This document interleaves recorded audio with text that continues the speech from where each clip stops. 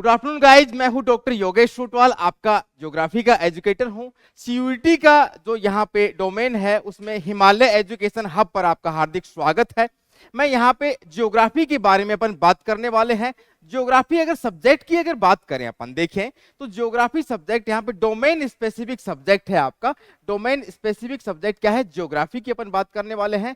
तो अगर सीयूईटी की बात करें, जो आपका यूजी लेवल का सीयूईटी है उसमें तो 12th क्लास की ज्योग्राफी है ना, तो 12th क्लास में आपकी ज्योग्राफी आती है। उसमें दो बुक हैं, ठीक है। Human of fundamental of human geography, दूसरी है इंडिया पीपल एंड इकोनॉमी। देखो मैं थोड़ा और बेसिक में जाता हूं, ठीक है। ये तो आपकी 12th क्लास की, 11th क्लास को इसमें शामिल नहीं किया गया है, ठीक है। अगर मैं ज्योग्राफी को बिल्कुल बेसिक से शुरुआत करूं तो यहां पे देखेंगे कि जो भूगोल है, आपकी पृथ्वी है, उसको अगर अपन देखें तो यह आपका जो धरती माँ है, जो अर्थ है, उसको स्टडी करने का यहाँ पे एक तरीका है, ठीक है।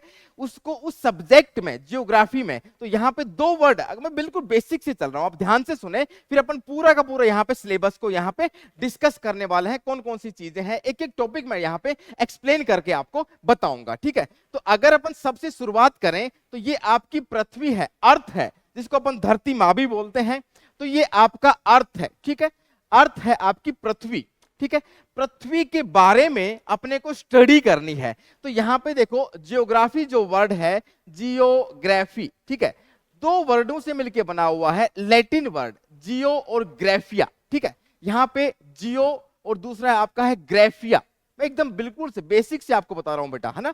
जियो वर्ड है, दूसरा है आपका ग्राफिया। अब इनका मीनिंग क्या होता है वो मैं आपको बताऊं तो देखो, जियो का मतलब सीधा सीधा होता है भू, भू का मतलब होता है पृथ्वी, पृथ्वी के बारे में, पहली चीज पृथ्वी के बारे में अपन करेंगे। दूसरी चीज ग्राफिया जो वर्ड है उसका मीनिंग होता है टू लर्न, ठीक है, या फिर टू स्टडी, इसके बारे में अध्ययन करना। तो सीधा सीधा मीनिंग आपको निकल के आया, पृथ्वी के बारे में अध्ययन अपन करेंगे तो उसको कहा जाएगा भूगोल। जियोग्राफी जो आपका अपना सब्जेक्ट है, पृथ्वी के बारे में जो भी अर्थ है आपका, इसके बारे में जो भी चीजें अपन देखने वाले हैं वो यहाँ पे अध्ययन करेंगे या फिर स्टडी करेंगे, अध्ययन करेंगे, उसको अपन कहते हैं क्या? पृथ्वी जियोग्राफी, ठीक है। इसको मैं थोड़ा और एक्सप्लेन करता हूं किस प्रकार से। भाई आपका ये अर्थ है, उस अर्थ को अपन को स्टडी करना है, तो उसका जो सब्जेक्ट हो गया वो हो गया आपका जियोग्राफी, ठीक है। एक चीज और यहां पे देखने वाले हैं कि जो यहां पे एक सब्जेक्ट निकल के आया जियोग्राफी, ठीक है। जियोग्राफी जो सब्जेक्ट है उसको मैंने दो डोमेन में बांटा, जो कि आपका 11th क्लास में और 12th क्लास में पढ़ाया भी जाता है, ठीक है। जियोग्राफी जो वर्ड है आपका, जो सब्जेक्ट यहाँ पे विषय क्या हो गया आपका? भूगोल या फिर जियोग्राफी, ठीक है। उसको अपन ने बेसिक तरीके से एक तो बांटा फिजिकल जियोग्राफी में, जिसका नाम कहते हैं अपन भौतिक भूगोल, ठीक है। भौतिक भूगोल, ठीक है, भौतिक भूगोल एक सब्जेक्ट हो गया। जो कि आपका 11th क्लास में जो भी दो बुक चलती है ना, फंडामेंटल्स ऑफ ज्योग्राफी, ठीक है, वही फंडामेंटल्स आपका अप्लाई होंगे किसके लिए? इंडिया के लिए। समझ में आ रही बेटा? कोई डाउट हो तो मुझे बताना जरूर। 11th क्लास में जो सब्जेक्ट चलता है आपका फिजिकल ज्योग्राफी या फिर आपकी भौतिक भूगोल यहां पे चलता है, ठीक है। दूसरा आपका है ह्यूमन ज्योग्राफी, ह्यूमन ज्योग्राफी जो है आपका मानव भूगोल। समझ में आ गया होगा भी आपको, ठीक है। दूसरा सब्जेक्ट आपका जो 12th क्लास में है, जिस सब्जेक्ट को अपन डिस्कस करने वाले हैं, वो सब्जेक्ट जो कि आपका सीयूईटी में आता है, क्योंकि केवल 12th क्लास का यहां पे आता है, लेकिन इसको अपन दो पार्ट में बांटते हैं, फिजिकल ज्योग्राफी और ह्यूमन ज्योग्राफी। देखो मैं इसको और एक्सप्लेन करता हूं। अपनी धरती माँ है, पृथ्वी है, इसके ऊपर आपका पर्वत, पठार, मैदान, नदियां, समुद्र, सारी चीजें आपको देखने को यहाँ पे अलग अलग फिनोमिना देखने को मिलेगा पृथ्वी के ऊपर। तो वो सभी चीजें क्या है? भौतिक भूगोल में अपन अध्ययन करेंगे। सॉरी।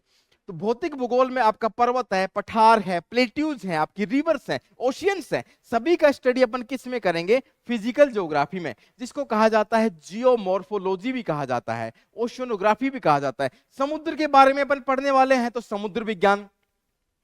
भू आकृति, भाई आपका जो लिथोस्फीयर है उसके बारे में अपन पढ़ेंगे, उसको भू आकृति विज्ञान। समझ रहे बात को?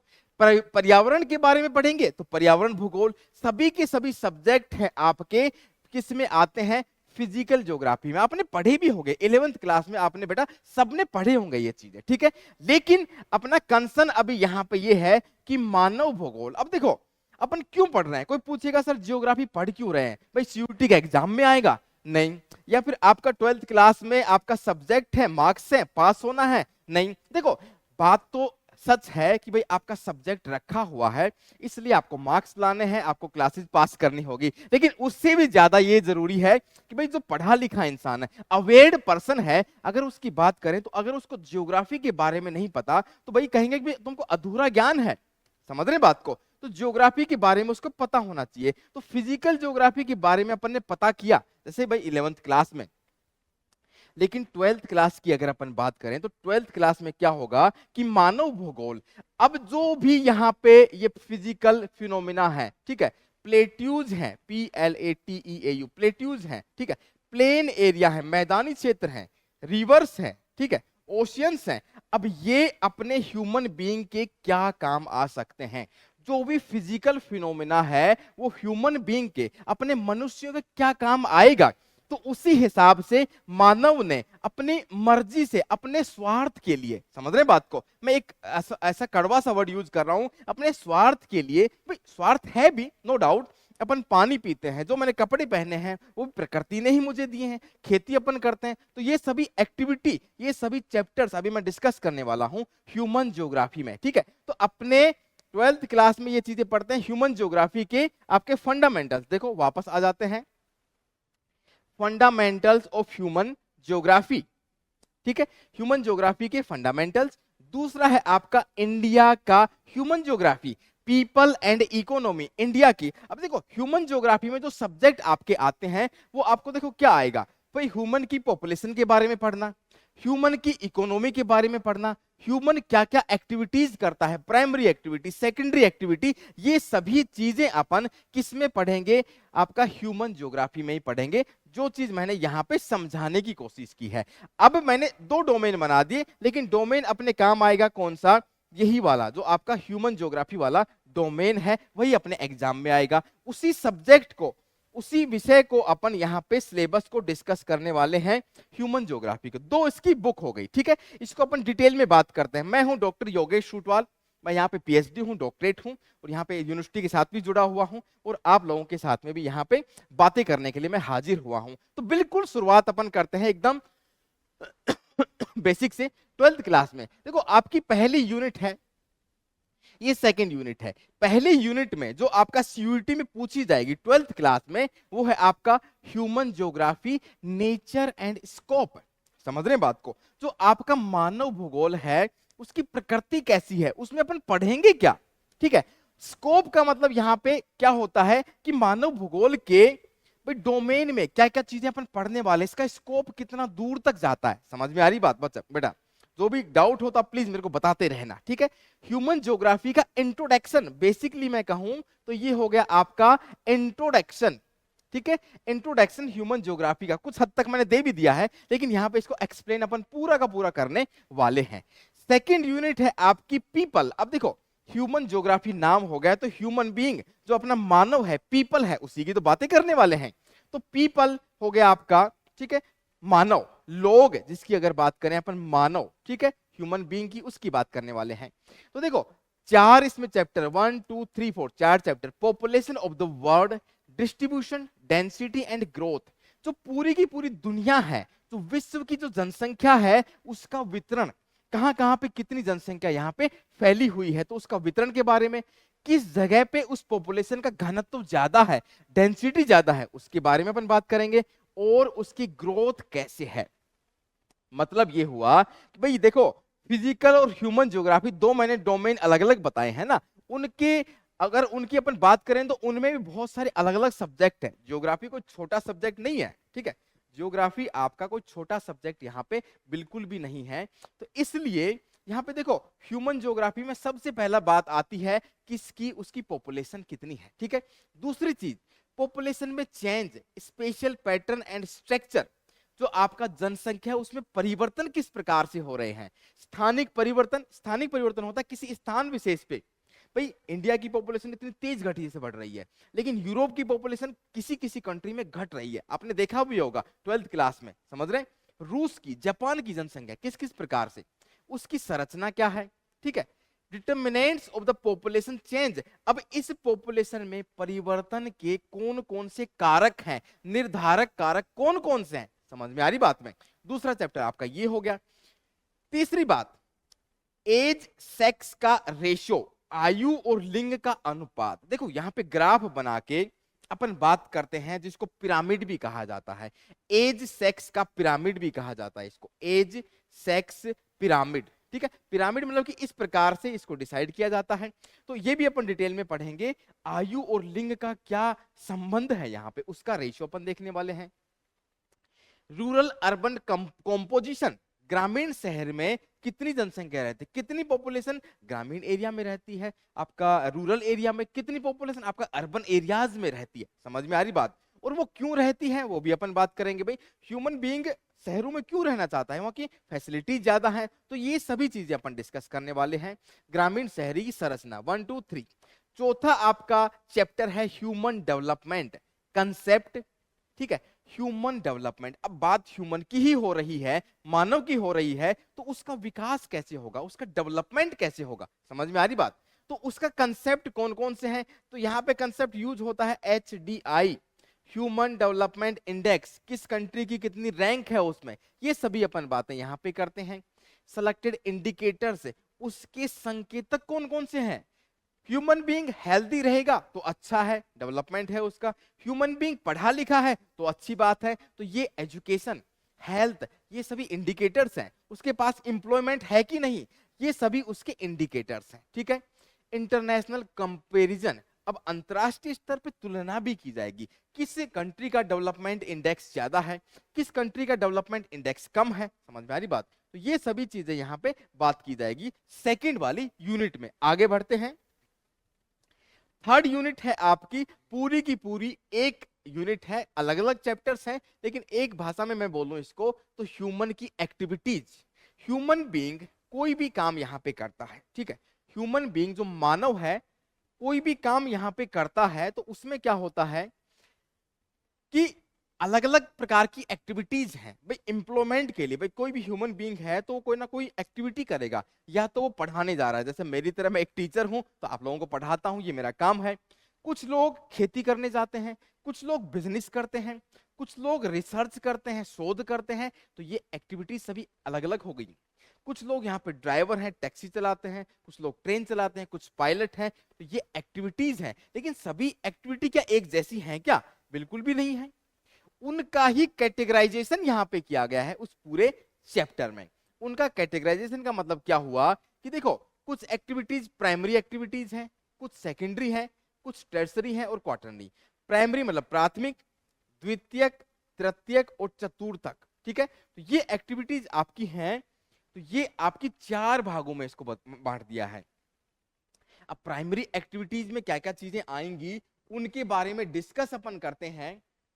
तो यहां पे देखो प्राइमरी एक्टिविटीज में प्राथमिक जो क्रियाएं हैं उसमें क्या क्या चीज आएंगी, सेकेंडरी में क्या क्या चीज आएंगी, तो वो सभी चीजें अपन डिस्कस करने वाले हैं। तो प्राइमरी में कंसेप्ट एंड चेंजिंग ट्रेंड, भाई प्राइमरी एक्टिविटी की अवधारणा क्या है, उसमें बदलती हुई परिस्थितियां क्या है, प्रवृत्तियां क्या है।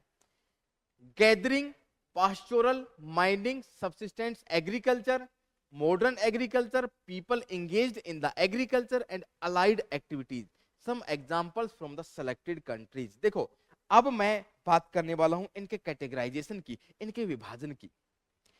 प्राइमरी का मतलब ये हुआ, आसान भाषा में मैं बताने वाला हूं कि प्राइमरी लेवल पे सबसे पहले क्या करता है इंसान, और किया भी होगा, अपने जो इवोल्यूशन हुआ इंसान का, ह्यूमन बीइंग का, तो उसने सबसे पहले क्या किया होगा, हंटिंग की होगी, पत्थर मार के किसी जानवर को मारा, उसका मांस खाया होगा। तो ये एक्टिविटी क्या है, हंटिंग की एक्टिविटी है। गैदरिंग है मतलब कि आपका जंगल में गया, फॉरेस्ट में गया, और वहां से क्या करेगा, वो फल फ्रूट्स या उठा के लेके आएगा अपने लिए, अपने परिवार के लिए, तो वो गैदरिंग हो गई। संग्रहण करेगा, ठीक है। फिर पशुपालन करेगा, बिल्कुल, गाय है, भेड़ है, आपकी शिप्स है, एनिमल का रियरिंग जिसको बोलते हैं, एनिमल रियरिंग, वही चीजें आपका पास्टोरल भी बोलते हैं, पशुपालन करेगा। खनन करेगा, खोद के कोई भी चीज निकालेंगे यहाँ पे, तो आपका जो खनन है वो भी किस में आता है, माइनिंग एक्टिविटी प्राइमरी एक्टिविटी है।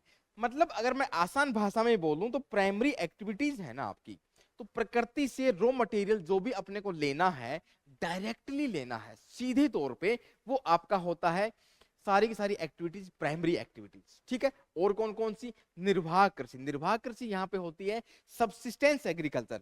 मुझे जरूरत है फ्रूट्स की, तो मैंने क्या किया, अपने घर के पीछे वाला जो आंगन होता है उसमें मैंने क्या किया, फल फूल सब्जियां उगा ली। अब वहां से मैं अपना सब्जी का और खाने का इंतजाम हो गया मेरा, तो मेरा निर्वाह हो गया। ठीक है, सबसिस्टेंस मतलब निर्वाह कृषि। ठीक है, आधुनिक कृषि, लेकिन कृषि का अभी जो ट्रेंड है वो एनालिसिस है वो चेंज हो रहा है।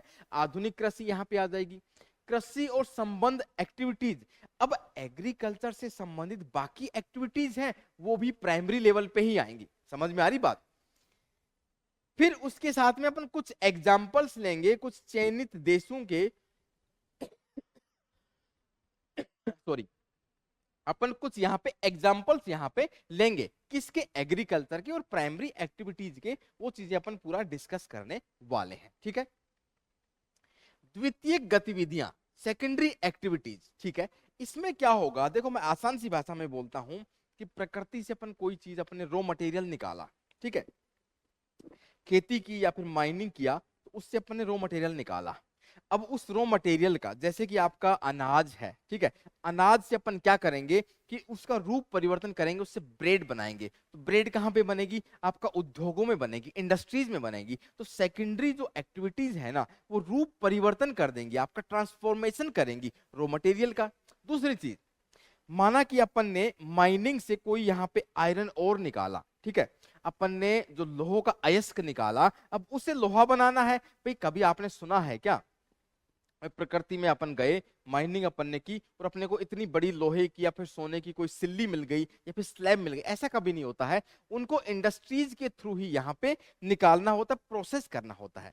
सेकेंडरी एक्टिविटीज, कंसेप्ट, मैन्युफैक्चरिंग, उसका कंसेप्ट क्या होगा, मैन्युफैक्चरिंग इंडस्ट्री, एग्रो प्रोसेसिंग, मैंने बताया ना, एग्रीकल्चर के प्रोडक्ट को प्रोसेस करना, जैसे ब्रेड बनाना। ठीक है, हाउस होल्ड, स्मॉल स्केल पे, लार्ज स्केल पे, people engaged in secondary activities, some examples अपन यहाँ पे लेने वाले हैं। तो द्वितीय प्रकार की जो गतिविधियां हैं उसका अपन कंसेप्ट, अवधारणा क्या है, विनिर्माण। विनिर्माण होता है आपका मैन्युफैक्चरिंग। भाई आपका अनाज पैदा हो गया प्रकृति में, लेकिन अनाज से अपन ने क्या किया, अपन ने मिठाइयां बनाई, स्वीट्स बनाई। ठीक है, दालें हैं, उन दालों को प्रोसेस करेंगे, भाई ठीक है, उनकी सफाई करेंगे, फिर पैकेट में उनको पैक करेंगे बेचने के लिए मार्केट में। समझ रहे हैं बात को। तो यहाँ पे some examples of selected countries, उनके एग्जांपल भी अपन लेंगे। कृषि का प्रसंस्करण, घरेलू, लघु पैमाने पे, बड़े पैमाने पे। कुछ इंडस्ट्री होती हैं जो अपने घर में स्थापित कर लेते हैं अपन, जिसको कहते हैं कॉटेज इंडस्ट्री, लघु उद्योग, छोटे उद्योग, या फिर अपने घर की इंडस्ट्री भी कहा जाता है।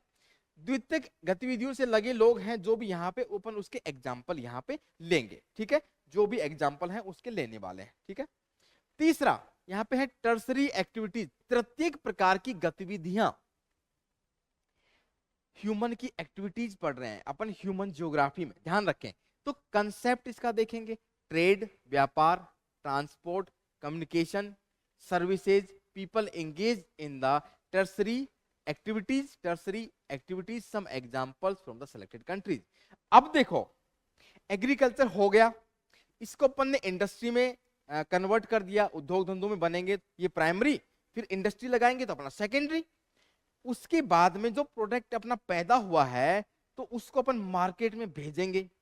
समझ में आ रही बात, ध्यान से सुनना, कंसेप्चुअल बता रहा हूं मैं, कनेक्ट करके बता रहा हूं। आप अलग अलग तरीके से नहीं देखेंगे, आपने 12th क्लास में पढ़ा होगा, स्कूल में खूब पढ़ा होगा, लेकिन हाँ देखो मैं एक नए तरीके से समझाने की कोशिश यहाँ पे कर रहा हूं। तो यहाँ पे तृतीयक जो एक्टिविटी होगी तो उसका व्यापार, भाई आप इंडस्ट्री में जो आपने प्रोडक्ट बनाया है उसको बेचना भी तो है, उसको कहते हैं trade, international trade, national level पे ट्रेड, उसको बेचना है मार्केट में। तो ये हो गया आपका ट्रेड। फिर किसका यूज करेंगे, ट्रांसपोर्ट का, किससे, शिप से, जहाज से, हवाई जहाज से, ट्रेन से, या फिर आपका ट्रक से। तो वो ट्रांसपोर्ट, ये सभी एक्टिविटीज तृतीयक प्रकार की सभी चीजों में आने वाली है। कम्युनिकेशन, भाई मैं यहाँ पे बैठा हुआ हूँ, लैपटॉप पे मैंने मेल किया, भाई इतना ऑर्डर आपको चाहिए क्या, उसने बोला हाँ ठीक है, ऑनलाइन उसने ट्रांसफर किया और चीजें यहाँ पे भेजी। तो देखो मैं यहीं पे हूँ, लेकिन कम्युनिकेट कर रहा हूँ मैं विदेश में, भाई यूरोप की कोई फर्म से मैं कम्युनिकेट कर रहा हूँ, तो ये कम्युनिकेशन है, संचार बोलते हैं इसको, ठीक है। तो ये भी एक्टिविटी आपकी किस में आएगी, टर्सरी एक्टिविटीज में, ठीक है। उसके बाद में सर्विसेज, जो भी आपकी सर्विस होगी, जो भी सर्विस मतलब कि किसी प्रकार की, होटल में आप जाते हैं तो आपको सुविधाएं मिलती हैं, आप रहने का, खाने का, होटल के साथ में रेस्टोरेंट है तो वो सर्विसेज है, फूड सर्विसेज या फिर आपको कोई भी प्रकार की सर्विसेज रहेंगी, वो सभी भी इसमें शामिल है। अब उसके एग्जाम्पल कौन कौन से हैं वे अपन देखने वाले हैं। क्वाटरनरी एक्टिविटी, चतुर्थक गतिविधियां, कंसेप्ट क्या है, नॉलेज बेस्ड इंडस्ट्री। अब देखो जो चतुर्थक गतिविधियां हैं उसमें सभी चीजें नॉलेज बेस्ड है। तीनों एक्टिविटी फर्स्ट, सेकंड और थर्ड वाली मैंने समझाई, लेकिन इन सभी को रन करने के लिए क्या होगा, नॉलेज की जरूरी है, रिसर्च किया जाएगा, शोध किया जाएगा। उस शोध करने का जो एक्टिविटी होगी उसको कहा जाएगा क्वाटरनरी, चतुर्थक। आपकी अवधारणा, ठीक है, अवधारणा ज्ञान आधारित उद्योग, इसके भी इंडस्ट्री नाम दे दिया है। चतुर्थक गतिविधियों में लगे हुए लोग हैं, पीपल एंगेज इन क्वार्टरली एक्टिविटीज, और यहां से कुछ कंट्रीज के अपन एग्जांपल भी लेंगे। देखो मैं बताऊं तो किस जगह पे आपको सोना मिलेगा उसका सर्वे करना है, किस जगह पे सोने को रिफाइन करना है इंडस्ट्री में, किस जगह पे आपका सर्विसेज है, तो इन सभी को क्या करना पड़ेगा, शोध करना पड़ेगा, रिसर्च करनी होगी ना। तो ये रिसर्च करने का काम कौन करता है, डॉक्टरेट लोग करते हैं भाई, जैसे हमने भी रिसर्च किया। तो यहाँ पे नॉलेज बेस्ड जो इंडस्ट्री हो गई आपकी क्वार्टरली इंडस्ट्रीज। मैं अभी तक पढ़ाने का काम कर रहा था तो सर्विसेज में, सर्विसेज आपकी तृतीयक प्रकार की, लेकिन मैं यहाँ पे रिसर्च कर रहा हूँ लीगल सर्विसेज, ठीक है, लीगल है आपका, रिसर्च है, ठीक है, एडमिनिस्ट्रेशन है, तो ये सभी चीजें किस में आ जाएगी, क्वार्टरनरी में। इसके अपन एग्जांपल भी देखने वाले हैं। 3 यूनिट अपनी कंप्लीट हो गई। अभी देखो अपन अभी तक किया क्या है, खिचड़ी बनाने की बिल्कुल भी जरूरत नहीं है। अभी तक अपन ने 3 यूनिट पढ़ी है। ह्यूमन ज्योग्राफी का कंसेप्ट क्या है, स्कोप क्या है, दूसरा ह्यूमन ज्योग्राफी में दूसरी चीजें अपन ने क्या देखी कि भाई ह्यूमन ज्योग्राफी में यहाँ पे लोग, ह्यूमन बीइंग के बारे में अपन बात की, ठीक है, सेकंड नंबर पे। थर्ड नंबर पे जो बात की है अपन ने, ह्यूमन बीइंग एक्टिविटीज कौन सी करेगा, 3 यूनिट अपनी कंप्लीट हो गई। तो ये अपन जो बात कर रहे हैं ना, ये सभी आपका क्या कर रहे हैं अपन, ह्यूमन बीइंग के फंडामेंटल, ह्यूमन ज्योग्राफी के सिद्धांत पढ़ रहे हैं अपन, ठीक है। 5 सिद्धांत यहाँ पे 5 यूनिट में बांटे गए हैं। तो आपकी 11th क्लास की जो पहली बुक है ना फंडामेंटल्स, उसको 5 यूनिट में यहाँ पे सीयूईटी के एग्जाम में डिवाइड कर दिया गया है। चौथी यूनिट है आपकी unit 4, transport, communication and trade. जो आपकी एक्टिविटी थी कौन से लेवल की, जो आपकी थर्ड एक्टिविटी, तृतीयक जो लेवल की थी, उसको यहां पे बांट दिया गया अलग यूनिट में, ठीक है। ट्रांसपोर्ट, कम्युनिकेशन, ट्रेड, इसको इन डिटेल में पढ़ा जाएगा, ठीक है। तो यहाँ पे ट्रांसपोर्ट किस किस प्रकार का हो सकता है, लैंड ट्रांसपोर्ट जमीन पर, वाटर, एयर ट्रांसपोर्ट, ठीक है, 3 प्रकार का यहाँ पे हो गया। उसके बाद में ऑयल गैस पाइपलाइन। तो ये सभी चीजें ये ह्यूमन बीइंग के द्वारा ट्रांसपोर्ट, कम्युनिकेशन और ट्रेड के माध्यम से की जा रही है, ठीक है। भाई लैंड ट्रांसपोर्ट में आपका road, railway, rail network, transcontinental railways, इनके एग्जाम्पल भी अपन देखेंगे। भाई जो आपका ये ट्रांसपोर्ट है उसमें लैंड आधारित, जमीन पर कौन सा ट्रांसपोर्ट होता है, भाई रोडवेज, हाईवेज, ट्रांसकॉन्टिनेंटल आपके रेलवेज हैं, रेलवे भी रहेगा। पानी में होगा, ये हो गया आपका भूमि परिवहन, सड़कें, रेलवे, रेल नेटवर्क पहला।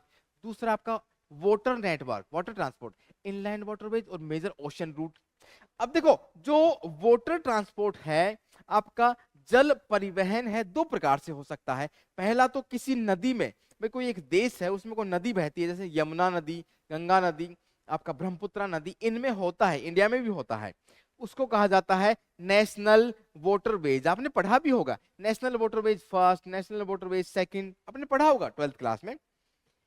तो उसी के बारे में अपन बात करेंगे यहाँ पे, inland waterways, major ocean route. अब एक कंट्री से दूसरे कंट्री में, इंडियन ओशियन से, इंडिया से अपने को जाना है यूरोप में, या फिर सऊदी अरब से अपने को तेल मंगाना है, तो वो ओशियन के थ्रू आएगा, जहाज से, शिप से, ठीक है।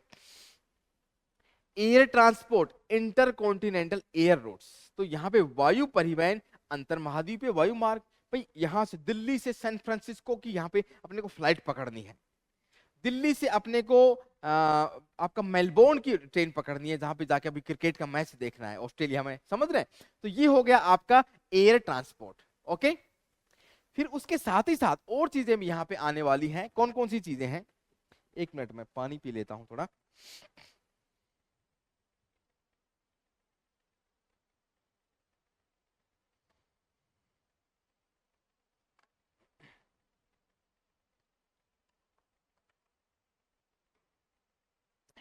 तो तीन तो अपने हो गए ट्रांसपोर्ट सर्विसेज, ये भी सर्विसेज में है। तृतीयक प्रकार की टर्सरी टाइप की एक्टिविटीज है, ऑयल और गैस की पाइपलाइंस, ठीक है, तेल और गैस की पाइपलाइन। मतलब कि जो ऑयल है, प्रोडक्शन हुआ, क्रूड ऑयल है, पेट्रोल है, डीजल है, उसको एक जगह से पहुंचाना, ट्रक में भरेंगे, टैंकर में अपन भरेंगे तो बहुत मुश्किल है, ठीक है। उसके लिए क्या किया जाता है कि जहां पे ऑयल प्रोड्यूस होता है वहां से लेके जहां पे जरूरत होगी एक पाइपलाइन बिछा दी जाएगी, उसके थ्रू आपका ट्रेड, मतलब कि ट्रेड किसका होगा, पेट्रोलियम बह के वहां पे चला जाएगा। लिक्विड ही तो है, द्रव अवस्था में है। Satellite communication and cyber space. अब देखो कम्युनिकेशन की भी अपन बात कर रहे थे, तो कम्युनिकेशन भी आपका कितने प्रकार का हो सकता है, नेटवर्क के थ्रू, ठीक है। साथ ही साथ और क्या हो सकता है, सैटेलाइट से कम्युनिकेशन, जो पृथ्वी के चारों तरफ जो भी सैटेलाइट्स यहाँ पे घूमते रहते हैं वो भी तो आपका, भाई सैटेलाइट्स घूमते नहीं रहते पृथ्वी के चारों ओर आसमान में। भाई इसरो का, नासा का काम क्या है, सैटेलाइट छोड़ना। वो सैटेलाइट अपने क्या काम आते हैं, कम्युनिकेशन के। अपन फोन कर रहे हैं, उस सैटेलाइट के पास किरणें जाएंगी, वो वापस से उन किरणों को नीचे भेजता है, समझ रहे हैं?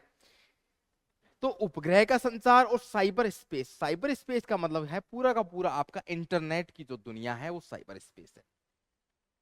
और लास्ट का टॉपिक है आपका इसमें international trade, basic and changing pattern. जो आपका वैश्विक स्तर पर बेसिक और चेंजिंग पैटर्न क्या है, इंटरनेशनल ट्रेड है। Ports and gateways of international trade, तो भाई ट्रेड होगा तो भाई पोर्ट, बंदरगाह है आपके, अंतरराष्ट्रीय व्यापार के प्रवेश द्वार होते कौन है, भाई मुंबई से कुछ सामान यहाँ पे लोडिंग हुआ और उसको उतारना है कहाँ पे, यूरोप में। माना कि भाई मैंगो है, अच्छे मैंगो पैदा होता है महाराष्ट्र में, तो मुंबई से उसको लोडिंग की जाएगी पैकेट्स में, पूरा बढ़िया से कंटेनर में, उसको वहां पे उतारा जाएगा कहाँ पे, लंदन में, क्योंकि वहां पे उनको आम की जरूरत है, मैंगोज की जरूरत है। तो यहाँ पे प्रवेश द्वार होते हैं, मतलब यहाँ से आपका स्टार्ट होता है। अंतरराष्ट्रीय व्यापार की अपन बात कर रहे हैं, ठीक है। International trade, the role of WTO, हाँ यहां से क्वेश्चन जरूर बनता है, इंटरनेशनल ट्रेड में वर्ल्ड ट्रेड ऑर्गेनाइजेशन का क्या रोल है। तो ये देखता है कि भाई ट्रेड है, जो व्यापार है, विश्व व्यापार संगठन की भूमिका क्या है। कहीं भी व्यापार है फेयर तरीके से होए, कहीं पे बेईमानी नहीं होए, कोई मनमानी नहीं करे, तो उसको कहा जाता है भाई ये डंडा लेके बैठता है, समझ रहे हैं? भाई कोई गलत काम नहीं करे, जो क्लास मॉनिटर होता है या क्लास टीचर होता है डंडा लेके बैठेगा, भाई कोई भी गलत काम नहीं करना चाहिए, चुपचाप यहाँ पे पढ़ाई का काम है अपना, तो पढ़ाई करने आए हैं तो बदमाशी नहीं करे, ठीक है। तो बदमाश लोगों के लिए तो ट्रेड में है यहाँ पे WTO है, वर्ल्ड ट्रेड ऑर्गेनाइजेशन। आगे बढ़ते हैं, इसमें फिर पांचवी और लास्ट यूनिट यहाँ पे ये है कि ह्यूमन का सेटलमेंट। सेटलमेंट का मतलब होता है मानव की बस्तियां। अब ह्यूमन की बात कर रहे हैं ह्यूमन ज्योग्राफी में, तो ह्यूमन ज्योग्राफी में जो ह्यूमन बीइंग है, अभी अपन यहाँ पे पढ़ रहे हैं, एक क्लासरूम है, तो ये ह्यूमन सेटलमेंट है। मतलब कि मानव रहेगा कहाँ, बस्ती बना के, शहरों में रहेगा, गांव में रहेगा, तो किस किस प्रकार की बस्तियां होती हैं, आपकी सेटलमेंट कैसे होते हैं वो यहाँ पे देखा जाएगा। Settlement types, rural and urban settlement, ठीक है, गांव में रहता है या फिर शहर में, ग्रामीण और शहरी। Morphology of cities case study, भाई शहरों की भू आकृति, जो शहर हैं अपने उनकी स्थलाकृति कैसी है, किस प्रकार से बसे हुए हैं, मोर्फोलॉजी में यही तो पढ़ते हैं अपन, भू आकृति, शहरों की आकृति किस प्रकार की है। डिस्ट्रीब्यूशन ऑफ मेगा सिटीज, यहाँ पे मेगा शहरों का वितरण है। मेगा सिटीज भाई दिल्ली है, बॉम्बे है, चेन्नई है, मेगा सिटीज बड़े शहर है, ठीक है, तो उनका वितरण। विकासशील देशों में मानव बस्तियों की समस्याएं, ठीक है। Problems of human settlement in developing countries, ठीक है। अब जो डेवलपिंग कंट्रीज हैं इसमें ह्यूमन बीइंग के जो सेटलमेंट हैं उनके समस्याएं क्या हैं। जैसे एक एग्जांपल के लिए मैं बताता हूं, आपने पढ़ा भी होगा यहाँ पे 12th क्लास में, कि जो स्लम एरिया है, ठीक है, स्लम डॉग मिलेनियर आपने मूवी देखी होगी ना, तो वो स्लम एरिया है। जैसे मुंबई में धारावी नाम का एक जगह है, धारावी, तो उसमें पूरा कच्ची बस्ती प्रकार का है, तो वो शहर के लिए नुकसानदायक भी है। उसमें इलीगल एक्टिविटीज भी होती हैं, वहां पे क्रिमिनल एक्टिविटीज भी होती हैं, इलीगल चीजें, भाई ड्रग्स वगैरह का सप्लाई करना, ये जो क्रिमिनल एक्टिविटीज हैं आपकी सभी होती हैं बस्तियों में। मानव बस्ती की समस्याएं हैं ये, समझ रहे हैं। तो इन सेटलमेंट की और भी प्रॉब्लम, भाई माना कि रूरल सेटलमेंट है, या फिर ये जो प्रॉब्लम है आपकी settlement in developing countries. Developing countries का मतलब ये हुआ विकासशील जो देश है उसमें कौन कौन सी समस्याएं हो सकती हैं। एक एग्जांपल मैंने यहाँ पे स्लम का दिया। दूसरा यहाँ पे हुआ कि भाई डेवलपिंग कंट्रीज में प्रॉब्लम होती है, भाई एक तो पानी की, हेल्थ के इश्यूज रहते हैं, समझ रहे हैं बात को, रहने की जगह कैसी है, तो ये सभी आपकी समस्याएं यहाँ पे बात की जाती है। तो ये जो डोमेन हो गया एक का, तो ये जो पहली बुक थी ना आपकी, जो पहली आपकी बुक थी उसकी बारे में कि भाई जो 5 यूनिट अपन ने पढ़ी, तो उसमें इस बुक में फंडामेंटल्स ऑफ ह्यूमन ज्योग्राफी, तो ये ह्यूमन ज्योग्राफी के सारे फंडामेंटल्स हो गए, आधारभूत चीजें हो गई, समझ रहे हैं, सिद्धांत हो गए। तो 5 यूनिट इसकी हैं। चैप्टर्स तो ज्यादा हैं, आपने 11th 12th क्लास में बुक में देखा होगा चैप्टर्स आपके 8 चैप्टर हैं लगभग, है ना, 8-9 चैप्टर्स हैं। दूसरी बुक चलती है आपकी 12th क्लास में जो ह्यूमन ज्योग्राफी की ही है। इन सिद्धांतों को अभी अप्लाई अपन करेंगे किसी एक स्थान विशेष के लिए। तो इंडिया की अपन बात करेंगे तो इंडियन ज्योग्राफी में इंडिया की ह्यूमन ज्योग्राफी, समझ में आ रही बात, इंडिया के पीपल, लोग कैसे हैं, और वहां उनकी अर्थव्यवस्था। देखो अर्थव्यवस्था डिसाइड कौन करता है, ह्यूमन बीइंग। तो पार्ट किसका हुआ, ह्यूमन ज्योग्राफी का। भाई आपके पर्वत पठार मैदान कैसे हैं, कौन डिसाइड करता है, आपका प्रकृति डिसाइड करती है, ठीक है। तो वो फिजिकल एंटिटीज है, वो फिजिकल ज्योग्राफी में पढ़ेंगे। लेकिन वहां से मिनरल्स अपने को निकालने हैं, मिनरल्स का क्या काम है, सभी चीजें अपन किसमें देखेंगे, पीपल इकोनॉमी, आपका ह्यूमन ज्योग्राफी में, ठीक है। उसी को अपन ने अभी अप्लाई किया पीपल एंड इकोनॉमी में, ठीक है। इंडिया के पीपल, मानव, लोग कैसे हैं, दूसरी चीज उनकी अर्थव्यवस्था कैसे है। तो बाकी 5 जो यूनिट है सीयूईटी की, वो यहां पे अपन देखने वाले हैं इसी में, ठीक है। सबसे पहली उसमें यूनिट आ जाएगी, किसका है ये वाला, देखो बुक का नाम है India people and economy, Bharat के जो लोग हैं और वहां की अर्थव्यवस्था है, उसकी यूनिट है पहली वाली। पहली यूनिट का नाम है आपका यूनिट 1 पीपल, इकाई वहां पे लोग। अब लोग कैसे हैं, कितने लोग हैं, कितनी जनसंख्या है, कितना उनका घनत्व है, सभी चीजें अपन इन चैप्टर्स में पढ़ेंगे, ठीक है। क्या क्या है देखते हैं, पॉपुलेशन, ठीक है, उसका डिस्ट्रीब्यूशन क्या है, घनत्व क्या है, ये सिद्धांत ऑलरेडी अपन ह्यूमन ज्योग्राफी वाली पहली बुक में पढ़ चुके हैं, लेकिन अभी इंडिया के रेफरेंस में अपन को पढ़ना है, ठीक है। उसकी ग्रोथ कैसे है, कॉम्पोजिशन ऑफ पॉपुलेशन। अब पॉपुलेशन का जो कॉम्पोजिशन है, ठीक है, जनसंख्या की जो संरचना है किस प्रकार से, भाई कितने लोग क्या भाषा बोलते हैं, कितने लोग यहाँ पे हिंदू धर्म को फॉलो करते हैं, कितने लोग यहाँ पे मेल हैं, कितने फीमेल हैं, सारी चीजें, भाषाई, धार्मिक, लिंग, ठीक है। यहाँ पे लिंग का मतलब हो गया सेक्स, लिंग्विस्टिक, रिलीजियस और सेक्स, मेल और फीमेल, ठीक है। पॉपुलेशन के बारे में अपन ये चीजें, वितरण, घनत्व, ये चीजें अपन देखने वाले, पहला चैप्टर। दूसरा चैप्टर कि भाई migration, international, national, causes and consequences, जो आपका प्रवास है। माइग्रेशन क्या होता है, भाई ह्यूमन बीइंग है, उसको अच्छी सुविधाएं नहीं मिली, अच्छा एजुकेशन नहीं मिला, एम्प्लॉयमेंट नहीं मिला, तो क्या करता है, गांव में वो रहना पसंद नहीं करता। भाई गांव में यहाँ देखो एजुकेशन नहीं है मेरे बच्चों के लिए, यहाँ पे एम्प्लॉयमेंट नहीं है, यहाँ पे हॉस्पिटल्स नहीं है, तो वो गांव से क्या करेगा, दिल्ली में, जयपुर में जाके रहने लग जाएगा, समझ में आ रही बात, दिल्ली से आपका चेन्नई में चला जाएगा, मुंबई में चला जाएगा। तो इसको कहा जाता है प्रवास, माइग्रेट करना एक जगह से दूसरे जगह पे। कुछ लोग बोलेंगे भाई इंडिया ही मुझे पसंद नहीं आ रहा, ठीक है, इंडिया में पोल्यूशन है, इंडिया में बहुत भीड़ हो गई, और इंडिया ऐसा ऐसा ऐसा, मुझे तो भाई आपको मिलान में रहना है, इटली में रहना है, लंदन में रहना है, न्यूयॉर्क में रहना है। तो वो लोग क्या करेंगे, अच्छा पढ़ाई लिखाई करके, अब देखो न्यूयॉर्क वाले इनको बुलाएंगे नहीं, तुमको अपनी भीड़ इकट्ठा क्यों करेंगे, अगर तुम्हें अच्छी कोई क्वालिटी है, आप डॉक्टर हो, आप इंजीनियर हो, आपने एमबीए किया, आप साइंटिस्ट हो, तो वो बोलेंगे भाई आ जाओ, क्योंकि भाई उनका काम वहां पे वो करेंगे अच्छे से। तो वहां पे उसके कोज क्या होंगे, इंटरनेशनल लेवल पे माइग्रेशन, इंटरनेशनल लेवल पे, नेशनल लेवल पे, ठीक है। तो उसके परिणाम क्या होंगे, ये प्रवास के बारे में अपन देखने वाले हैं, ठीक है। इंडिया के रेफरेंस में दूसरी चीज, ह्यूमन डेवलपमेंट, मानव का जो विकास है, selected indicators and regional pattern. देखो वही चीज अपन उस बुक में पढ़ी थी, लेकिन ये चीजें अपन ह्यूमन डेवलपमेंट इंडिया के बारे में अपन पढ़ने वाले हैं, इंडिया के रेफरेंस में। भाई उसके मानव विकास के संकेतक कौन कौन से हैं और क्षेत्रीय पैटर्न, कौन से स्टेट में महाराष्ट्र का एचडीआई ज्यादा है, ठीक है, दिल्ली का एचडीआई अच्छा है, लेकिन बिहार का, वेस्ट बंगाल का, झारखंड का ह्यूमन डेवलपमेंट इंडेक्स बहुत कम है। तो ये पैटर्न अपन देखने वाले हैं। पॉपुलेशन, एनवायरनमेंट एंड डेवलपमेंट, अब जनसंख्या का पर्यावरण और विकास के साथ क्या संबंध है वो भी अपन इसमें देखने वाले हैं। तो पहली यूनिट में आपका लोग या फिर पीपल, किसके, इंडिया के, ठीक है। आगे बढ़ते हैं, वही चीज अपन इंडिया में ह्यूमन के सेटलमेंट देखेंगे, मानव की बस्तियां देखने वाले हैं। Rural settlement, types and distribution, urban settlement, types, distribution and functions. एक तो हो गया ग्रामीण क्षेत्र में, दूसरा हो गया शहरी क्षेत्र में। गांव के क्षेत्र में इंडिया की बात कर रहे हैं अपन, स्पेसिफिक इंडिया की कंट्री की बात करने वाले हैं अपन। उसमें गांव में कितने लोग रहते हैं, किस प्रकार के सेटलमेंट है, उनका वितरण, ठीक है। वही चीज शहर में अपन देखेंगे, शहरों में प्रकार क्या है, किसके, सेटलमेंट के, वितरण क्या है और कार्यात्मक वर्गीकरण।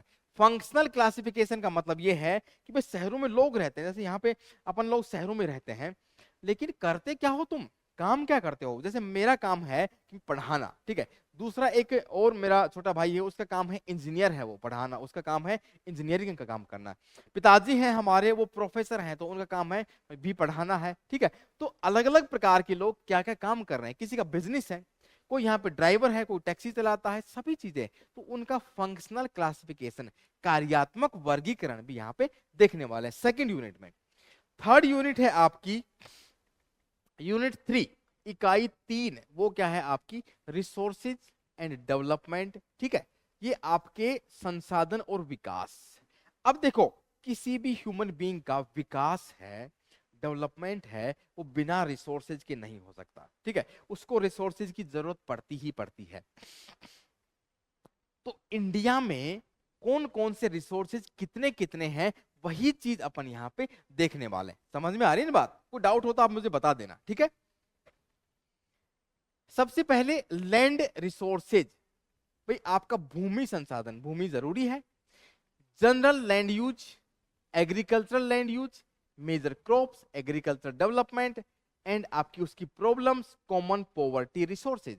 अब भाई जो जमीन है, उस जमीन का काम क्या है, उसको क्या उपयोग में ले सकता है ह्यूमन बीइंग, वो क्या करेगा, तो वो क्या करेगा, आपका जो जनरल लैंड यूज है, भाई वो जमीन है क्या काम आ रही है, सामान्य तौर पे कृषि के लिए उपयोगी है। प्रमुख फसलें कौन कौन सी उगाते हैं, कृषि का विकास और उसकी समस्याएं क्या है, तो यहाँ पे एग्रीकल्चर में उस जमीन को अपन काम ले रहे हैं, लैंड को। भाई होता भी यही है, भाई जो आपका भूमि के रिसोर्सेज हैं उसमें खेती की जाती है, किसी जगह पे इंडस्ट्री लगाई जाती है, किसी जगह पे आपका शहर बसाए जाते हैं, लिविंग के लिए स्पेस चाहिए आपका, तो लैंड रिसोर्सेज आपके क्या क्या हैं वो देखा जाएगा। इंडिया के रेफरेंस में वाटर रिसोर्सेज, जल संसाधन इंडिया में कितनी अवेलेबिलिटी है और यूटिलाइजेशन कितना है, इरिगेशन में कितना पानी काम आता है, सिंचाई में, घरेलू उपयोग में कितने पानी काम आता है, इंडस्ट्री में और अदर यूजेज कितने काम आते हैं। ये आपका बता रहा है ह्यूमन बीइंग का जो रिसोर्स है, जल, पानी का संसाधन, उसको काम ले रहा है, ठीक है। पानी की कमी और संरक्षण की बातें आएंगी अपने, ठीक है। Scarcity of the water and conservation method, अब देखो कंजर्वेशन कैसे करना है उसके मेथड भी अपन देखेंगे, इंडियन ज्योग्राफी की बात कर रहे हैं अपन। रेन वाटर हार्वेस्टिंग, भाई जो पानी बरसता है मॉनसून में, वो बह के क्या करता है, समुद्र में चला जाता है। अगर उसको अपन स्टोर करके रखेंगे नहीं तो समुद्र में तो मिलके वो खारा हो जाएगा, अपने काम का नहीं है। तो उसको रेन वाटर को हार्वेस्ट करेंगे, हार्वेस्ट मतलब स्टोर कर लेना, फिर जब पानी की कमी होगी तो उसको निकाल निकाल के पी सकते हैं, कुछ भी काम में उसको ले सकते हैं। तो ये वाटर शेड मैनेजमेंट, ठीक है। फिर संरक्षण के तरीके, वर्षा जल का संचयन और वाटर शेड मैनेजमेंट, ठीक है। सहभागी वाटर शेड प्रबंधन से संबंधित एक केस स्टडी भी यहाँ पे करेंगे। अब देखो वाटर शेड मैनेजमेंट का मीनिंग ये हुआ कि कोई भी नदी है बह के जाती है, उसका जो पानी है फ्लो करता है, उस फ्लो को रोक कर अपन डैम बना सकते हैं, नहर निकाल सकते हैं, ठीक है, तालाब बना सकते हैं, अलग से, नदी से नहीं अलग से, ठीक है। यहाँ पे नए तालाब भी डेवलप कर सकते हैं। ये सभी चीजें हैं वाटर शेड मैनेजमेंट में काम आती हैं, ठीक है। Particularly watershed management to be introduce. यहाँ पे एक वन केस स्टडी भी पढ़ी जाएगी। एग्जाम्पल के लिए बिहार में आपका नदियां आती थी खूब हिमालय से, ठीक है। बिहार से जस्ट ऊपर नॉर्थ में देखेंगे तो हिमालय पर्वत है, शिवालिक है, ठीक है, सभी लोग जानते हैं। तो जो यहाँ पे नदियां आती थी, गंडक जैसी नदी का नाम है, ठीक है, वो सभी नदियां बाढ़ लेके आती थी, फ्लड लेके आती थी, इतने सारे लोग मर जाते थे, बहुत सारा डिजास्टर होता था। वहीं पे डेवलप किया गया दामोदर वैली कॉरपोरेशन, ठीक है, डीवीसी बनाया गया। बिहार में और झारखंड वाला रीजन है, वेस्ट बंगाल वाला उस रीजन में दामोदर दामोदर नदी और गंडक नदी, कोसी नदी, ये सभी नदियां, ठीक है।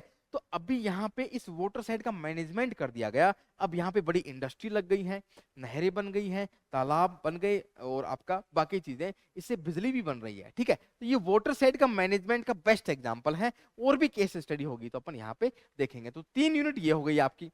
इंडिया में पहली यूनिट क्या थी? पीपल, इंडिया के लोग कैसे हैं, क्या उसकी विशेषताएं हैं। सेकंड आपकी यूनिट है ह्यूमन का सेटलमेंट, कैसे वो रहते हैं, इसके बारे में अपन पता करेंगे। तीसरा है आपका रिसोर्सेज एंड डेवलपमेंट, उसके रिसोर्स और डेवलपमेंट क्या क्या है। रिसोर्सेज मतलब संसाधन कौन कौन से हैं इंडिया की पॉपुलेशन के पास में। और देखो और रिसोर्सेज कौन कौन से हैं, mineral and energy resources, industries, planning in India, देखो ये चीजें आई हैं यहां पे निकल के। तो मिनरल में मतलब कि खनिज पदार्थ, मेटेलिक और नॉन मेटेलिक, कोई भाई धात्विक है या फिर गैर धात्विक खनिज है, किसमें, खनिज और ऊर्जा संसाधनों में। भाई कोयला है आपका ऊर्जा का संसाधन है, ठीक है। आपने यूरेनियम निकाला, उससे भाई आपका परमाणु बिजली, घर में न्यूक्लियर पावर प्लांट्स में आपकी बिजली बनती है, समझ में आ रही बात। तो ये सभी अपने रिसोर्स हैं, संसाधन है ना, अपने काम आते हैं। भाई संसाधन होता क्या है, ह्यूमन बीइंग की कोई भी चीज काम आएगी वो संसाधन है। भाई कॉटन बनाई, ठीक है, कॉटन से कपड़ा बना, अपन पहन रहे हैं, तो ये संसाधन ही तो मेरे लिए, सबके लिए, ठीक है। मिनरल्स एंड देयर डिस्ट्रीब्यूशन, उनका वितरण कहां कहां पे है, कहां कहां पे वो मिलते हैं, ठीक है। Conventional and non conventional energy के सोर्सेज, अब यहाँ पे ऊर्जा संसाधनों की अपन बात कर रहे हैं। वही ऊर्जा संसाधन अपने किस प्रकार के हैं, कन्वेंशनल का मतलब यहाँ पे कोयला हो गया, ठीक है, पेट्रोलियम हो गया, तो ये कन्वेंशनल हो गए, मतलब कि पीढ़ी दर पीढ़ी यहाँ पे उनका उपयोग किया जा रहा है पारंपरिक तरीके से। दूसरे हो गए गैर पारंपरिक, अभी तक अपन ने सूरज से सोलर एनर्जी नहीं बनाई थी, तो ये हो गया आपका गैर पारंपरिक, ठीक है। पारंपरिक और गैर पारंपरिक ऊर्जा स्रोत, ठीक है, एनर्जी सोर्सेज। इंडस्ट्रीज, देखो अब उद्योग कैसे हैं इंडिया की अपन बात करें तो types of distribution, industrial location, ठीक है, clustering, changing pattern of selected industries, iron और स्टील के बारे में अपन बात करेंगे। कॉटन टेक्सटाइल की इंडस्ट्री, अलग अलग इंडस्ट्री के प्रकार हैं ये, sugar industry, petrochemical and knowledge based industry. The impact of liberalisation, privatisation, globalisation on the industry location. पूरा का पूरा इंडस्ट्री से संबंधित इंडिया के रेफरेंस में अपन बात करेंगे। इन सभी संसाधनों का जो इंडस्ट्रीज हैं, उद्योग हैं, उनका प्रकार और वितरण कहां कहां है, औद्योगिक स्थान और क्लस्टरिंग, मतलब औद्योगिक स्थान होता है आपका जैसे स्पेशल इकोनॉमिक जोन, एक जगह में बहुत सारी इंडस्ट्री लगा दी जाएंगी इस रीजन में, ठीक है। चयनित उद्योगों का बदलता हुआ पैटर्न, अब देखो पहले इंडस्ट्री कैसी थी, अभी इंडस्ट्री कैसी है, ये भी एक पैटर्न यहाँ पे चेंज हो रहा है, ठीक है। सूती वस्त्र, कॉटन की बात की ना मैंने अभी, कॉटन की, चीनी, ठीक है। पेट्रोकेमिकल्स में आते हैं पेट्रोलियम के प्रोडक्ट, ज्ञान आधारित उद्योग, अरे भाई अभी मैंने बोला भाई यूनिवर्सिटीज हैं, बड़े बड़े स्कूल्स हैं, रिसर्च होती है, शोध होता है, तो वो नॉलेज बेस्ड तो है, तो वहां पे उसको भी नॉलेज बेस्ड इंडस्ट्री का नाम दे दिया गया है। औद्योगिक स्थानों पर उदारीकरण, देखो अब यहाँ पे ये पूरा का पूरा कंसेप्ट है। भाई इंडिया की इंडस्ट्री थी, इंडिया में प्रोडक्ट बनाते थे, इंडिया में वो बेचते थे, ठीक है। बाहर की पहले इंडस्ट्री आप सुनते हैं ना नाम, ग्यूची, अरमानी या फिर आपकी मर्सिडीज और यहाँ पे अमेजोन, ये सभी जो इंडस्ट्रीज हैं बाद में आए हैं। कब आए हैं, 1991 के बाद में, जब इंडिया की इकोनॉमी को खोला गया बाहर के लिए, भाई आप लोग भी आओ और अपना मार्केट यहाँ बना सकते हैं, यहाँ पे उद्योग धंधे लगा सकते हैं। बहुत अच्छा परिवर्तन था ये, ठीक है। उसको नाम किया जाता है प्राइवेट सेक्टर को बढ़ावा देना, ठीक है, प्राइवेटाइजेशन। ग्लोबलाइजेशन, सारे का सारा पूरा ग्लोबल वर्ल्ड एक जैसा है अभी, ठीक है। कोई भी कहीं पे इंडस्ट्री लगा सकता है, इंडिया का बिजनेसमैन है कहीं पे भी जाके इंडस्ट्री लगा सकता है, उद्योग लगा सकता है, अपनी दुकान खोल सकता है आसान भाषा में, ठीक है। उसकी लोकेशन क्या होनी चाहिए, वो सभी बातें यहाँ पे करने वाले हैं। फिर है आपका भारत में नियोजन। नियोजन होता है रिसोर्सेज को प्लान करना। नियोजन का मतलब होता है target area planning, case study, idea of sustainable development, case study. अब देखो अपन कहीं पे भी जाते हैं, शादी में जाना है तो भाई मेरे पास ये कपड़े हैं, नहीं है तो और खरीदने हैं, तो एक प्लानिंग करते हैं। कहीं घूमने जाएंगे समर वैकेशन में तो अपन प्लानिंग करते हैं, यहाँ जाएंगे, यहाँ जाएंगे, यहाँ गाड़ी करेंगे, यहाँ पे रुकेंगे, यहाँ पे ये खाना लेके जाएंगे, अपने हिसाब से बजट बनाते हैं ना अपन। मेरे पास भाई 5,000 रुपए हैं, मेरे को छुट्टियों में जाना है समर वैकेशन में, तो मैं ऐसी जगह थोड़ी जाऊंगा, फ्लाइट मैंने कर ली, फ्लाइट कर ली और मैं पहुंच गया कहाँ पे, पहुंच गया मैं चेन्नई। अब उसके बाद पैसे खत्म, तो प्लानिंग तो फेल हो गई, आप चेन्नई में अटक जाओगे। तो प्लानिंग होती है अपने रिसोर्सेज के हिसाब से, कितने आपके पास संसाधन है, कैसे उनको उपयोग करना है, ये प्लानिंग होती है। इंडिया में आपने पंचवर्षीय योजनाओं का नाम सुना होगा, 5 ईयर प्लान, समझ में आ रही बात। अभी नीति आयोग बन गया उसकी जगह, वो भी क्या करता है, प्लानिंग करता है, ठीक है। इसकी केस स्टडी भी पढ़ेंगे। फिर दूसरा है सस्टेनेबल डेवलपमेंट, अपने को विकास करना है, ठीक है। लक्ष्य क्षेत्र का नियोजन, फिर भाई जो भी ह्यूमन बीइंग है उसको डेवलपमेंट करना है, रिसोर्सेज को यूज करना है, ठीक है। अब वो रिसोर्सेज यूज करने हैं, लेकिन रिसोर्सेज वही वाली बात, इस प्रकार से यूज किए, भाई पेट्रोलियम आपका था, अपन ने पूरा निकाल निकाल के खत्म कर दिया। आने वाले 20 साल में अपने बेटे हैं, अपने नई जनरेशन है, वो क्या उपयोग करेगी,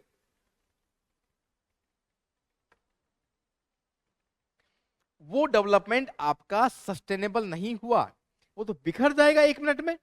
तो उसको कहेंगे आपका सतत विकास, कंटिन्यूअस विकास चलता रहे, ऐसी व्यवस्था आपको बनानी पड़ेगी। तो ये हो गया आपका रिसोर्स और डेवलपमेंट में इंडियन ज्योग्राफी का पार्ट है, 3rd यूनिट, ठीक है।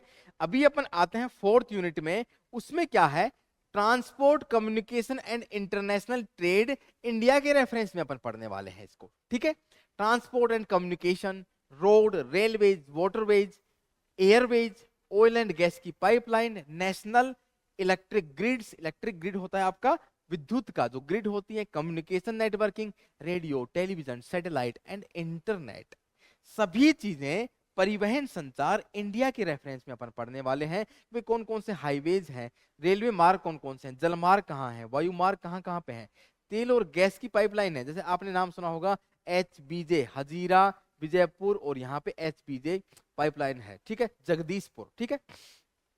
पाइपलाइन है तेल की, गैस की। राष्ट्रीय विद्युत ग्रिड, भाई एक जगह से दूसरी जगह विद्युत को पहुंचाने के लिए, इलेक्ट्रिसिटी को पहुंचाने के लिए ग्रिड का निर्माण किया गया है। संचार नेटवर्किंग, रेडियो, टेलीविजन, उपग्रह, इंटरनेट, सभी कम्युनिकेशन के तो काम आते हैं, समझ रहे हैं बात को। भाई ट्रांसपोर्ट, भाई टेलीविजन है आपको न्यूज देता है, भाई यहाँ पे ये चीजें हैं, भाई ऐसा मौसम रहने वाला है, सभी न्यूज कहाँ से मिलते हैं, टेलीविजन से, रेडियो से। इंटरनेट में अपन सर्च करते हैं भाई मुंबई का अभी तापमान क्या रहने वाला है, ठीक है। सभी चीजें, मेल आता है आपको, ये कम्युनिकेट करते हैं एक दूसरे को, टीवी, यूट्यूब, सभी चीजें आपका इससे चलती हैं। और साथ ही साथ आपका ट्रांसपोर्ट कैसे होगा, सड़क कैसी है, रेल कैसा है, सभी हाईवेज कितने हैं, north south east west corridor कौन सा है, कितने हाईवेज हैं, स्टेट हाईवेज क्या होता है, डिस्ट्रिक्ट रोड क्या होते हैं, सभी की चीजें यहाँ पे बात करने वाले हैं। उसके बाद में इंटरनेशनल ट्रेड, अंतरराष्ट्रीय व्यापार, changing pattern of India's foreign trade, sea ports and their hinterland and airports. अब भारत का विदेशी जो व्यापार है किस किस प्रकार से बदल रहा है। पहले व्यापारिक घाटा था, अभी व्यापारिक सरप्लस में है, अपने को प्रॉफिट हो रहा है। व्यापारिक घाटे का मतलब ये है भाई अपन ने सामान तो कम रुपए का बेचा, 100 रुपए का, और सामान अपन ने मंगा लिया 200 रुपए का, तो घाटा हुआ ना अपने को। तो वो स्वरूप बदल रहा है, किस किस से व्यापार करते थे, कौन कौन से आइटम है, मटेरियल है जिनमें अपन व्यापार करते थे, समझ रहे बेटा। ये सभी चीजें अपन, पोर्ट है, बंदरगाह जहां से जहाज में लद के सामान जाता है, लोडिंग होती है, उनके भीतर हिंटरलैंड, जो हिंटरलैंड वर्ड यहाँ पे आया है भाई, ये आपका देखो, ये आपका इंडिया है, ठीक है, मैं मैप बना के समझा देता हूँ। ये इंडिया है, यहाँ पे आपका क्या है, मुंबई है, ठीक है। अब मुंबई यहाँ पे क्या है, पोर्ट है, ठीक है, ये बंदरगाह है। इस बंदरगाह से यहाँ पे अपने को पहुंचाना होता है यूरोप के लिए सामान। तो यहाँ पे क्या होगा, जहाजें रहेंगी, इस जहाज में इस प्रकार से सामान को लाद दिया जाएगा। ठीक है, अब ये सामान कहाँ से आया है, महाराष्ट्र से, गुजरात से और इस इतनी जगह से, ये सामान इतनी जगह से यहाँ पे पहुंचा है, फिर इसको लोड करके इंटरनेशनल लेवल पे ले जा रहे हैं। तो ये जो एरिया हो गया ना इसका, महाराष्ट्र कर्नाटक वाला, इसको कहा जाएगा हिंटरलैंड। कहाँ कहाँ से ये सामान आ रहा है, समझ में आ रही बात। तो ये पूरा सिलेबस है आपका, 4 यूनिट अपनी हो चुकी है। हवाई अड्डे आपका ये रहा। 5वीं और लास्ट यूनिट है आपकी जियोग्राफिकल पर्सपेक्टिव। 5वीं यूनिट आपकी है geographical perspective on selected issues and problems. अब जो आपकी कुछ समस्याएं हैं, चयनित मुद्दे हैं, समस्याएं हैं, किससे संबंधित, आपका ह्यूमन जियोग्राफी से संबंधित। कौन कौन सी, इन्वायरमेंट का पोल्यूशन हो रहा है, भाई आपने इंडस्ट्री तो लगाई, लेकिन इंडस्ट्री ऐसे लगाई कि आपने सारी नदियां बर्बाद कर दी।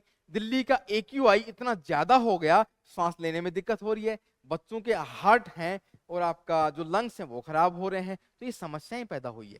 अर्बन वेस्ट का डिस्पोजेबल, अर्बन एरिया में इतना सारा कचरे का ढेर इकट्ठा हो गया है जो कि अर्बन में रहने लायक नहीं है। अब लोग ये कहने लगे भाई हमको तो शहरों में रहना ही नहीं है, गाँव में अच्छे थे अपने। समझ रहे बात को, ये प्रॉब्लम्स है। पर्यावरण प्रदूषण, शहरी कचरा, urbanisation, rural urban migration, problems of the slum, land degradation. अब देखो वही वाली माइग्रेशन वाली बात बताई थी मैंने कि इतने लोग ज्यादा रहने लग गए रूरल एरिया से शहर में जाके, तो वहां पे रहने की जगह नहीं, इतनी महंगे भाव हैं, बिल्डिंग बनाएंगे आप, प्लॉट लेंगे, फ्लैट लेंगे, इतने महंगे हैं, रह नहीं सकते आप लोग। तो वो क्या करेंगे, कच्ची झोपड़ी बना के यहाँ पे स्लम एरिया में रहेंगे। ठीक है, कच्ची बस्ती जिसको अपन कह सकते हैं, कच्ची बस्ती, ठीक है, उस एरिया में रहेंगे। तो उस एरिया में वो एक गंदा होगा वो एरिया, बेसिकली पोल्यूशन वहां पे फैलेगा। ठीक है, वो सस्ते चीजों के चक्करों में तो इलीगल एक्टिविटीज भी करते हैं, तो उनकी प्रॉब्लम, स्लम की। रूरल अर्बन का माइग्रेशन बड़ी प्रॉब्लम है। ठीक है, और भूमि का क्षरण, उसकी वजह से, इंडस्ट्रीज की वजह से आपका लैंड का डिग्रेडेशन हो रहा है। यही बात समझ में, जमीन का, भाई पॉपुलेशन बढ़ गई है बहुत ज्यादा, उसके प्रोडक्शन के लिए चाहिए अनाज का उत्पादन ज्यादा चाहिए। ज्यादा उत्पादन करने के लिए अपन खेती में क्या करते हैं, पेस्टिसाइड, जर्मिसाइड और आपके फर्टिलाइजर्स डाल रहे हैं, तो पूरी जमीन वो खराब हो गई। ठीक है, इंडस्ट्री का पानी निकला, नदी में मिला या तालाब में मिला, तो जो केमिकल्स थे वो जमीन की फर्टिलिटी है उसको भी खत्म कर रहे हैं। समझ रहे हैं बात को। तो ये सभी प्रॉब्लम्स आ रही हैं इस सारे के सारे अर्बनाइजेशन से, डेवलपमेंट से, सभी चीजें। तो ठीक है, बिल्कुल यहाँ पे मैं यहाँ पे सारा का सारा 5 यूनिट हो गई है। तो यहाँ पे देखो 2 बुक थी आपकी, ठीक है, यहाँ पे आपकी 2 बुक थी। Thank you so much. यहाँ पे कोई इश्यू हो तो यहाँ पे बात कर सकते हैं इस नंबर पे। तो मैं बताना चाहता हूँ कि 2 बुक अपन ने 12th की अपन ने देखी, 12th क्लास की। 11th क्लास का फिजिकल ज्योग्राफी यहाँ पे नहीं आने वाला है। ठीक है, तो यहाँ पे ओनली एंड ओनली क्या आने वाला है, 12th क्लास का ह्यूमन ज्योग्राफी। तो उसमें 5 यूनिट आपकी हैं ह्यूमन ज्योग्राफी के कंसेप्ट क्या क्या है। अब उन्हीं कंसेप्ट को अपन अप्लाई करेंगे इंडियन ज्योग्राफी के लिए, वही ह्यूमन ज्योग्राफी के कंसेप्ट। ये आपका सिलेबस है और यही सीयूईटी में आता है, सारी की सारी चीजें सिलेबस में ये हैं। इन पूरे के पूरे चैप्टर्स को, टोटल लगभग 20 चैप्टर हो जाएंगे, 18 से 20, इनको अपन पढ़ेंगे बहुत अच्छे तरीके से। ठीक है, बहुत अच्छे तरीके से इनके प्रीवियस ईयर के क्वेश्चन अपन सोल्व करेंगे। समझ में आ रही बात। तो ये चीजें अपन देखने वाले हैं, ये पूरा आपका सिलेबस है और इसी सिलेबस के हिसाब से अपन पढ़ेंगे। सभी चीजें एमसीक्यूज हैं आपके, पीवाईक्यूज, सभी चीजें अपन यहाँ पे डिस्कस करेंगे। कोई भी इश्यू हो आपको आता है तो आप इस नंबर पे कॉल कर सकते हैं। मैं यहाँ पे खुद आपको ज्योग्राफी सब्जेक्ट पूरा देखने वाला हूँ, पैटर्न कैसा रहेगा, सब चीजें एग्जाम तक मैं आपके साथ करूंगा, साथ दूंगा। और कोई भी आपको संबंधित समस्या आती है तो आप बिल्कुल कांटेक्ट कर सकते हैं इस नंबर पे भी, और दूसरे नंबर मेरे वाले मैं अपने भी कांटेक्ट के जो आपके रहेगा मैं वो भी आपको प्रोवाइड करवा दूंगा। ठीक है, मैं टारगेट यही है, आप सभी लोग बहुत अच्छे हैं, एकदम फ्यूचर है इंडिया का, तो बढ़िया बढ़िया यूनिवर्सिटीज में आप एडमिशन लेवें, बहुत अच्छी जगह पे यहाँ पे एडमिशन लेके और अपना कैरियर बनाएं। और ज्योग्राफी बहुत प्यारा सब्जेक्ट है। ठीक है, इतना इंटरेस्ट से मेरे को 1 घंटा निकल गया, देखो सिलेबस समझाने में इतना मजा आया, लेकिन है ना, उसी प्रकार से आपको भी देखना, आपको भी पढ़ना है इंटरेस्टिंग वे में। ठीक है, और सब्जेक्ट बोरिंग हो सकते हैं थोड़े, लेकिन ज्योग्राफी को बोरिंग मैं कभी भी नहीं होने दूंगा, इतना इंटरेस्टिंग है। देखना, ये तो सिलेबस था, अपन जब घूमने चलेंगे ना, घूमने इन द सेंस की जो ह्यूमन ज्योग्राफी का जो फंडामेंटल्स है, जब अपन वर्ल्ड लेवल पे चलेंगे, भाई ट्रांस साइबेरियन रेल मार्ग कहाँ पे है, कौन कौन से पोर्ट हैं आपका, ठीक है, अलग अलग पोर्ट्स हैं, वहां पे मैं लोकेशन दिखाऊंगा, मैप के साथ में पढ़ेंगे अपन, बिना मैप के कोई चीज अपन पढ़ने वाले हैं, मैपिंग के साथ में पढ़ेंगे। रूट्स के नाम क्या हैं, कौन से मिनरल्स हैं, कहाँ पे कौन कौन सी इंडस्ट्री है, सभी चीजें अपन देखने वाले हैं इंटरनेशनल लेवल पे, और साथ ही साथ इंडियन ज्योग्राफी वाले पोर्शन में भी देखने वाले हैं। ठीक है, तो यहाँ पे बिल्कुल हिमालय एजुकेशन हब पर आपका बहुत बहुत स्वागत है। थैंक यू सो मच, जुड़े रहें, पूरा का पूरा क्वालिटी कंटेंट देने का हमारा वादा है और आपके साथ में जुड़े रहेंगे। ठीक है, thank you so much, have a nice day.